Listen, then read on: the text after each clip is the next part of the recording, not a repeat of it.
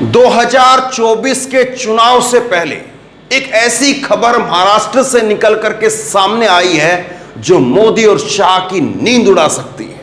एक बैठक हुई है अजीत पवार के बीच में और शरद पवार के बीच में। और इस बैठक में जो खास ध्यान देने वाली बात है वो ये है कि इस बैठक के लिए अजीत पवार वो अपनी सरकारी गाड़ी, सरकारी सिक्योरिटी सब कुछ छोड़ करके गए। और ये बैठक कल 12 बजे होनी थी, एक होटल के अंदर ये बैठक होनी थी, वहां ये बैठक नहीं होती है। उसके बाद में ये बैठक होती है शरद पवार के करीबी एक कारोबारी के घर पर, उसके बंगले पर ये बैठक होती है। और इस बैठक में शरद पवार भी आए, अजीत पवार भी आए और इस बैठक में जयंत पाटिल भी आए। और इस बैठक के बाद में शरद पवार ने जो बात कही है वो भी मैं आपको बताऊंगा। इस बैठक का दिल्ली पर क्या असर पड़ रहा है वो भी बात करेंगे। और अगर कहीं से 1% चांस, अगर कहीं ऐसा है कि जो सोचा जा रहा है या जो समीकरण लगाया जा रहा है अगर उसके उलट हो गया, अजीत पवार को इधर लाने की बजाय अगर शरद पवार उधर चले गए, तो इसका इंडिया गठबंधन पर क्या फर्क पड़ेगा वो भी मैं आपको बताऊंगा। लेकिन इस बात की गुंजाइश बहुत कम है कि शरद पवार उस तरफ चले जाएं। तीसरी बैठक होनी है गठबंधन की, इंडिया गठबंधन की तीसरी बैठक होनी है। पहली बैठक हुई पटना में, दूसरी बैठक बेंगलुरु में कर्नाटक के अंदर, तीसरी बैठक महाराष्ट्र मुंबई में होनी है। अगले महीने के पहले सप्ताह के अंदर ये बैठक होनी है, 5-6 तारीख के आसपास। और इस बैठक की मेजबानी करेंगे शरद पवार और उद्धव ठाकरे। और उस बैठक से पहले अगर अजीत पवार दोबारा से इंडिया के खेमे में आ गए, माहौल बदल जाएगा। और ये माहौल कितना भयंकर और किस तरह से चोट पहुंचाएगा बीजेपी को, मोदी शाह को, इस बात को जरा सोचिए। मैं आपको दिखाता हूं, ये कुछ तस्वीरें हैं। शरद पवार जो हैं वो बंगले से निकल रहे थे, तब की बैठक है, तब की तस्वीर है। और अजीत पवार उसके बाद में निकलते हैं, तब की तस्वीर है। शरद पवार जब घर से निकलते हैं, बंगले से निकलते हैं, तब उनको एक बुके दिया जाता है। वो बाकायदा गाड़ी रोकते हैं, गाड़ी रोक करके बुके लेते हैं। इसका मतलब यह है कि शरद पवार अभी भी वो इंडिया के साथ में ही हैं और शरद पवार के मुताबिक ये बैठक रही। अगर शरद पवार के मुताबिक ये बैठक नहीं रहती तो चिड़चिड़े से होकर के वो निकलते, अगर तो वो गाड़ी रोक करके बुके नहीं लेते। लेकिन यहाँ पर उनकी गाड़ी का शीशा उतरा हुआ आप देख रहे हैं। और फिर उन्होंने यहाँ पर बुके लिया, फूलों का गुलदस्ता लिया और उसके बाद में आगे बढ़ गए। अजीत पवार की जब गाड़ी निकलती है तो सरपट दौड़ती हुई निकल जाती है। अजीत पवार अपनी गाड़ी से, जो पर्सनल गाड़ी है, उससे पहुंचे थे। और जयंत पाटिल वो भी किसी कार्यकर्ता की गाड़ी लेकर के पहुंचे थे। गुप्त जो है इस मीटिंग को रखने की कोशिश की गई थी, लेकिन उसके बाद में खबरें सामने आ गई। अब क्या कुछ जो है वो कहा गया है ये मैं आपको बता देता हूं। ये जयंत पाटिल हैं, 1 घंटे तक ये बैठक चली। ये हैं अतुल चोरडिया, जो कि पवार फैमिली के करीबी हैं, कारोबारी हैं, बिजनेसमैन हैं। इनके बंगले के ऊपर बैठक होती है। एनसीपी के ये अध्यक्ष हैं वर्तमान में, शरद पवार गुट के। और ये जो हैं उस बैठक में मौजूद थे। शरद पवार और डिप्टी सीएम अजीत पवार के बीच में गुप्त बैठक होती है, एनडीटीवी ने इसको कहा है। और उसके बाद में जो प्रतिक्रिया निकल करके सामने आई, शरद पवार ने क्या कहा है उसको जरा सुनिए। शरद पवार कह रहे हैं कि बीजेपी की विचारधारा एनसीपी के राजनीतिक ढांचे में फिट नहीं बैठती है, हम उनसे कभी हाथ नहीं मिलाएंगे, ये शरद पवार ने कहा है। एनसीपी चीफ शरद पवार का बयान है। एनसीपी के राष्ट्रीय अध्यक्ष के तौर पर मैं स्पष्ट करना चाह रहा हूं कि मेरी पार्टी बीजेपी के साथ में कभी नहीं जाएगी। बीजेपी की विचारधारा एनसीपी के राजनीतिक ढांचे में फिट नहीं बैठती है। एएनआई ने ये शरद पवार का बयान छापा, इसमें लिखा है, इस संबंध में हम बहुत स्पष्ट हैं, चाहे सत्ता हो में हो या विपक्ष में हो। जब हम एनसीपी के दोनों गुट एक साथ थे या एक साथ होंगे, एक बात स्पष्ट है कि भाजपा की सोच और विचारधारा हमारे ढांचे में फिट नहीं बैठती हैं। अमर उजाला ने लिखा है, भाजपा के साथ में जुड़ाव राकांपा की राजनीतिक नीति में फिट नहीं बैठता है। एनसीपी के राष्ट्रीय अध्यक्ष के रूप में मैं स्पष्ट करना चाहता हूं कि मेरी पार्टी भाजपा के साथ में नहीं जाएगी।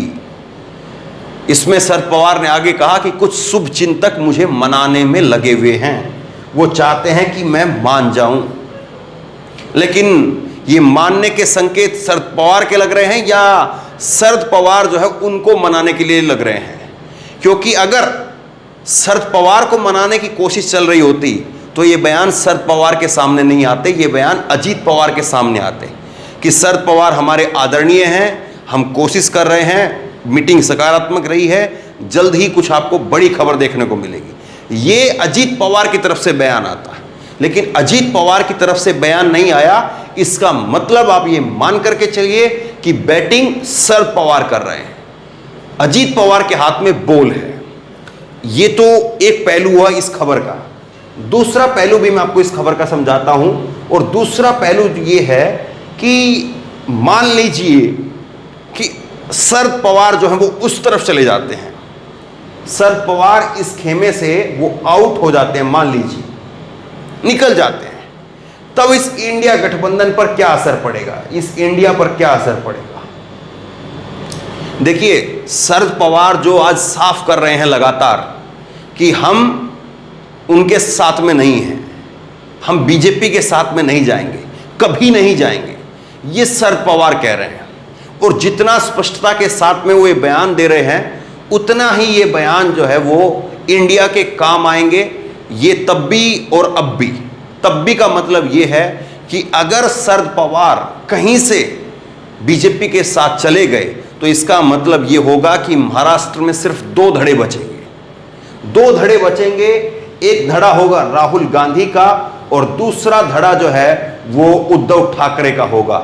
ये उद्धव ठाकरे, दो धड़े जो है वो रहेंगे, और तीसरा धड़ा वो एनसीपी का पूरी तरह से साफ हो जाएगा। शरद पवार को लेकर के लोगों की, माफ कीजिए, जो उद्धव ठाकरे को लेकर के लोगों की जो सहानुभूति है वो और डबल हो जाएगी। अजीत पवार के साथ में जो सहानुभूति है वो खत्म हो जाएगी, और उसके बाद में कांग्रेस के साथ में जो है वो दूसरी लहर चल पड़ेगी।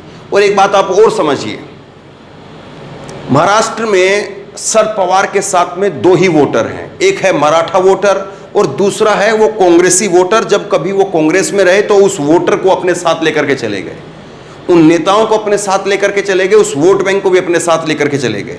लेकिन आज के दौर में 2024 में जब हम बात करेंगे चुनाव की, 2024 में जब चुनाव होगा या 2023 में ही वो चुनाव हो जाए 2024 वाला, तो जब बटन दबेंगे तो दो ही बटन दबेंगे।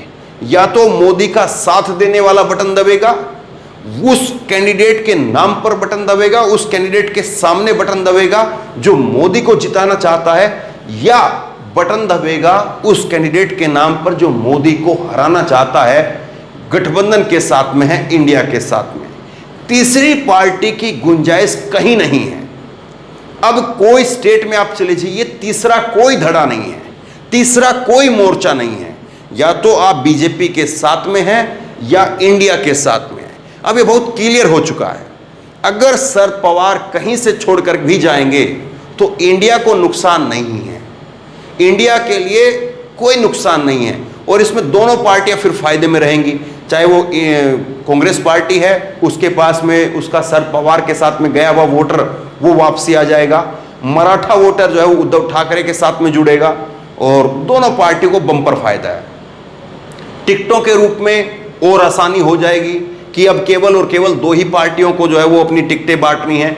अब 3 धड़े में टिकट हैं, शरद पवार के गुट के, शरद पवार की एनसीपी के पास में भी, कांग्रेस के पास में भी, और जो है इसके साथ साथ उद्धव ठाकरे को भी। 3 धड़ों में अब टिकट बचेगी, फिर 2 धड़ों में बटेगी। और अगर ये मान करके चलें कि ऐसा नहीं होता है और शरद पवार अपनी आखिरी बाजी वो जीत करके निकलेंगे, क्योंकि शरद पवार की ये आखिरी दौड़ है, ये आखिरी उनका दावपेच है। अगर शरद पवार यहां पर अपने आप को सरेंडर कर देते हैं, बीजेपी के साथ चले जाते हैं, तो यकीन मानिए कि फिर उनके पास में ना उतनी उम्र बची है, ना उतनी राजनीति बची है कि फिर से कभी जो है वो बीजेपी के खिलाफ वाली राजनीति या विपक्ष की राजनीति वो कर पाए।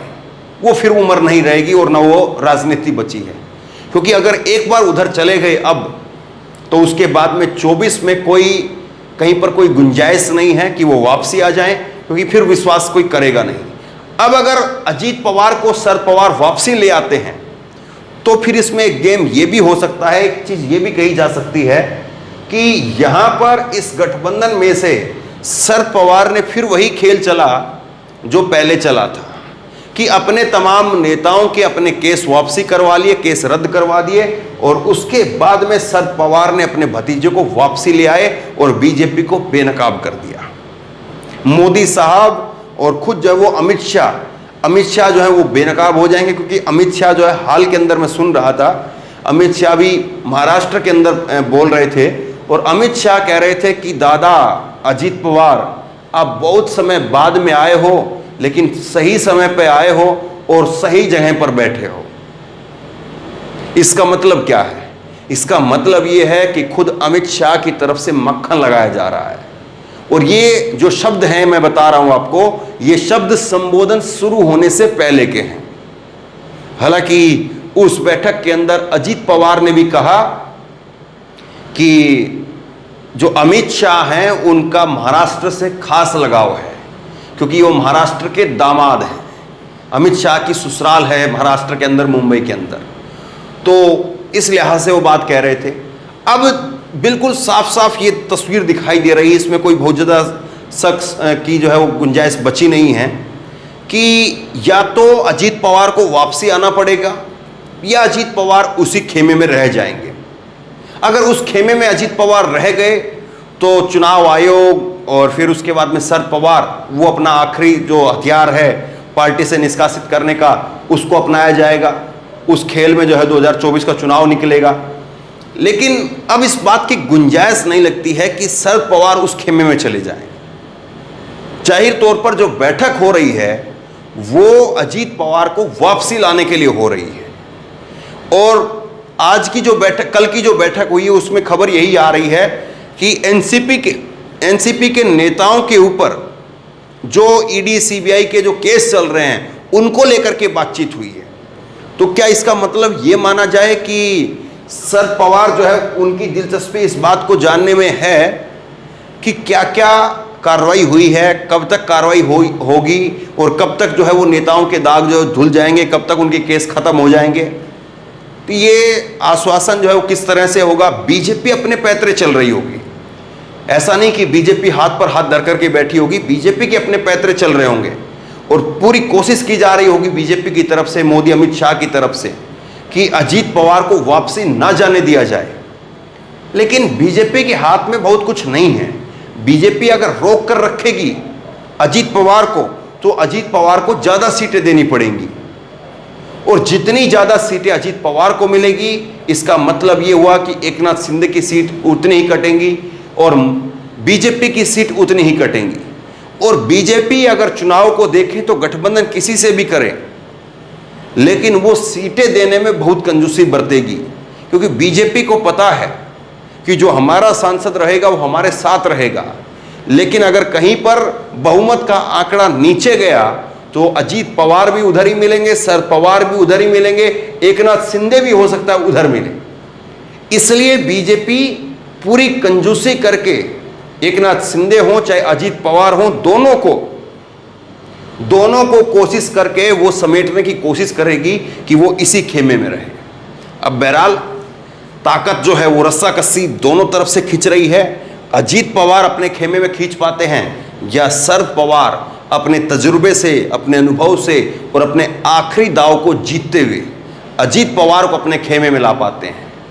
लेकिन अगर ये सब कुछ हुआ अगले 15 रोज के अंदर अंदर मुंबई में बैठक से पहले तो यकीन मान करके चलिए, पहली बैठक हुई जिसमें एक साथ जो है वो तमाम इंडिया के साथी दिखाई दिए, दूसरी बैठक हुई जिसमें इंडिया शब्द जो है वो सुनाई दिया, इंडिया नाम सुनाई दिया, और तीसरी बैठक वो फिर होगी कि कैसे बीजेपी को अब इंडिया जो है उसके घर में घुस करके हरा रहा है, उसके घर में घुस करके उसके मुंह से निवाला छीन करके ले जा रहा है, जीती हुई बाजी उसको हरा करके जा रहा है। फिर तीसरी बैठक इस मकसद के साथ में और इस एजेंडे के साथ में होगी, इसमें फिर कोई दो राय नहीं। तो बहरहाल जो भी होगा वो मैं आपको जरूर बताऊंगा, लेकिन गुंजाइश जो है वो आज की तारीख में अगर आप तोल करके देखें तो अजीत पवार के इधर आने के हैं, शरद पवार के उधर जाने के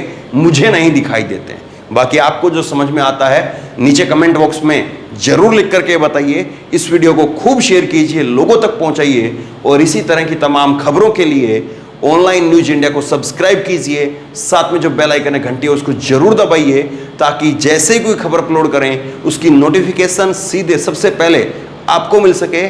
और अगर ये वीडियो फेसबुक पर देख रहे हैं तो फेसबुक पर हमारे पेज को लाइक कीजिए, फॉलो कीजिए और इस खबर को शेयर कीजिए। धन्यवाद।